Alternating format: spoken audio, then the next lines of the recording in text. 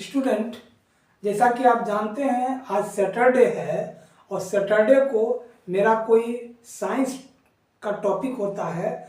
तो आज का देखिए एक मज़ेदार टॉपिक है जिसको कि आपको जानना चाहिए, वो है पानी आग क्यों नहीं बुझाता। कभी कभी ये देखते होंगे कि पानी से हम लोग जानते हैं कि पानी देने से क्या होता है, आग बुझ जाती है। लेकिन कभी कभी क्या होती है कि आग को बुझाने की जगह और आग को भड़का देती है।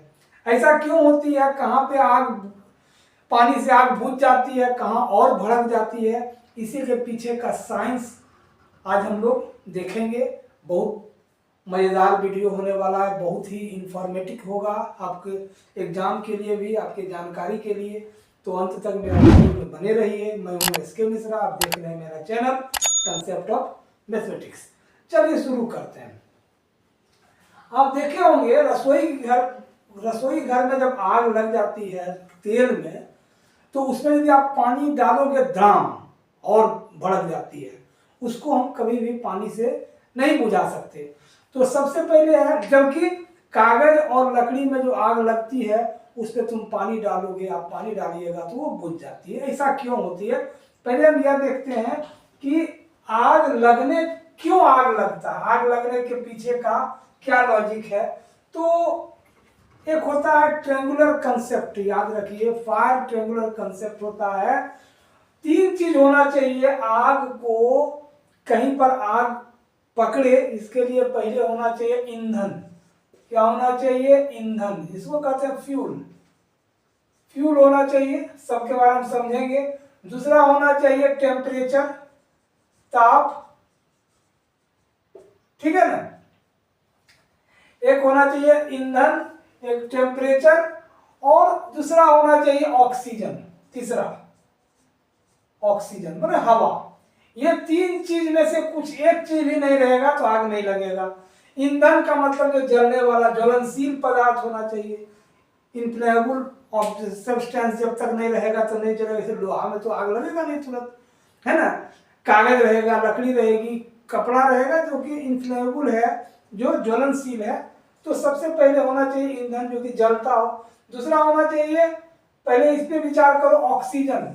विदाउट हैविंग ऑक्सीजन का सप्लाई काट देंगे तो आग बुझ जाएगी। ये हम लोग जानते हैं बचपन से भी कि मान लो एक मोमबत्ती है, मोमबत्ती जल रही है, शीशा ग्लास पे ढक दो, कुछ देर के बाद एक दो सेकंड के बाद मोमबत्ती अपने आप बुझ जाएगी, क्योंकि उसको ऑक्सीजन नहीं मिल रहा है। दो चीज। तीसरा क्या है, टेम्परेचर इसको कहते हैं इग्निशन टेम्परेचर। हिंदी में बोलो तो इसको कहते हैं ज्वलन ताप। तो जब तक ज्वलन ताप नहीं आएगा तब तक आग नहीं पकड़ेगा। ये तीन चीज होनी चाहिए आग लगने के लिए। अब देखो, अब हम लोग देखते हैं भाई कि आग बुझाती क्यों है। पानी आग को क्यों बुझाती है, पहले हम लोग यह जानेंगे। तो जैसे ही मान लो कागज या लकड़ी पे, मान लो हम लकड़ी ले लें, लकड़ी ये जल रही है, क्या हो रही है, बर्न हो रही है, जल रही है, आग लगी हुई है, इसमें जल रही है ना। तो अब जैसे ही इस पे हम पानी डालेंगे तो वाटर क्या करता है, वाटर हीट एब्जॉर्ब करती है।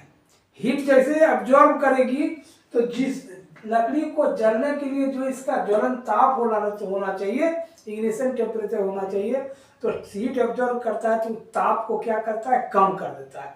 तो जब ताप कम हो जाता है, वहां ठंडक हो जाती है, तो वो आग अपने आप बुझ जाएगी, मतलब टेम्परेचर को कट कर देती है।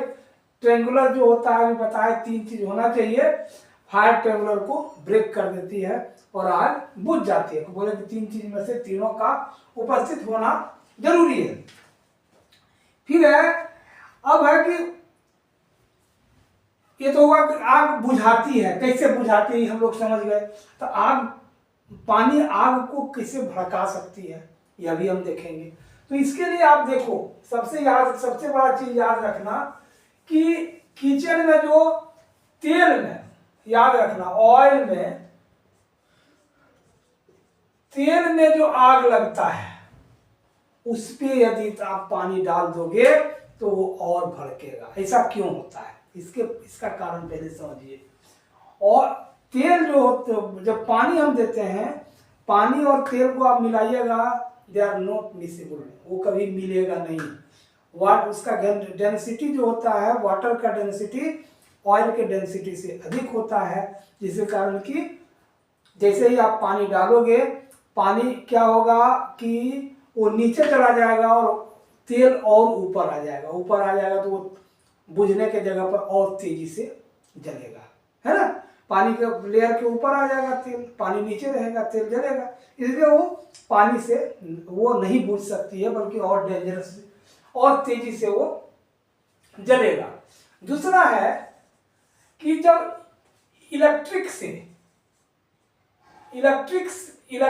फायर होता है, इलेक्ट्रिक फायर मतलब शॉर्ट सर्किटिंग हो गया, घर में बिजली से शॉर्ट सर्किट होकर के आग लग गई, तो उसको भी कभी भी आप पानी से नहीं बुझाएंगे। क्योंकि पानी से बुझाने से क्या होगा, दो चीज हो सकता है, शॉक लगेगा, because water is a good conductor of electricity. पानी जो है सुचालक होता है बिजली की, तो हम बुझाएंगे तो हो सकता है कि हमको शॉक लगे, झटका लग जाए, करंट के चपेट में आ जाएंगे, तो आग बुझे या नहीं बुझे, हमारे लिए जान पर आफत आ सकती है। इसीलिए उसको हम लोग नहीं, कैसे हम बुझाते हैं, उसके लिए हम लोग फायर एक्सटिंग्विशर का यूज करते हैं। अब तीसरा जो है वो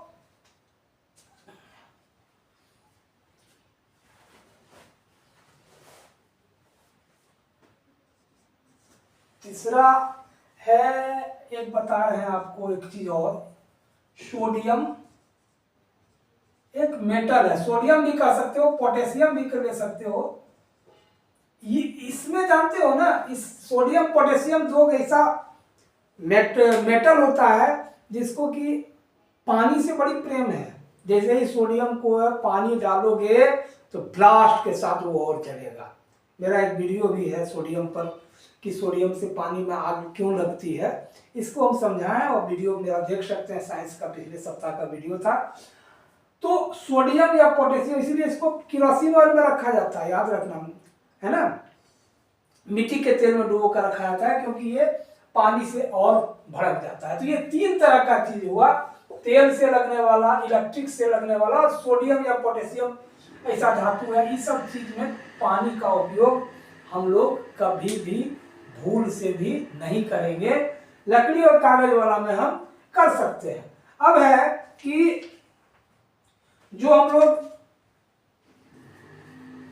देखेंगे कि भाई जब हमको लग गया, आग लगा है, तो आप समझ सकते हैं कि पानी, आग लगने से हम लोग जब पानी से बुझाएंगे आग को, तो सबसे पहले समझदारी क्या रखना है कि देखना है कि जो फायर का सोर्स है, जो कहीं आग लगी है, तो what is the source of fire, कैसे या कहां पर जो जहां पे आग लगी हुई है, जल रही है, वो कौन सा टाइप का पदार्थ है, लकड़ी है, कागज है ना। इसको हम आराम से क्या करेंगे, हम बुझा सकते हैं पानी डाल करके।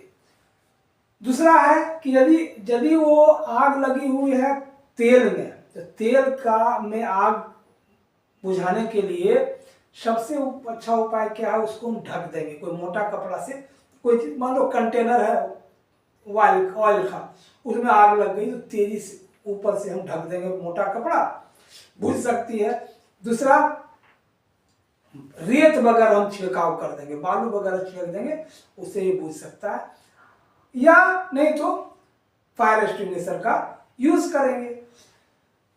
अब यदि इलेक्ट्रिसिटी से आग लगी है, तो उसको कभी भी पानी से बुझाएंगे नहीं, ढक करके भी बुझा नहीं सकते हैं।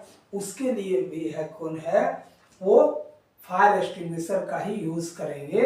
फायर एक्सटिंग्विशर का यूज करके हम लोग उसको बुझाते हैं। अब हम लोग थोड़ा सा समझ लेते हैं कि अग्निशामक कैसे काम करती है, फायर एक्सटिंग्विशर होता क्या है।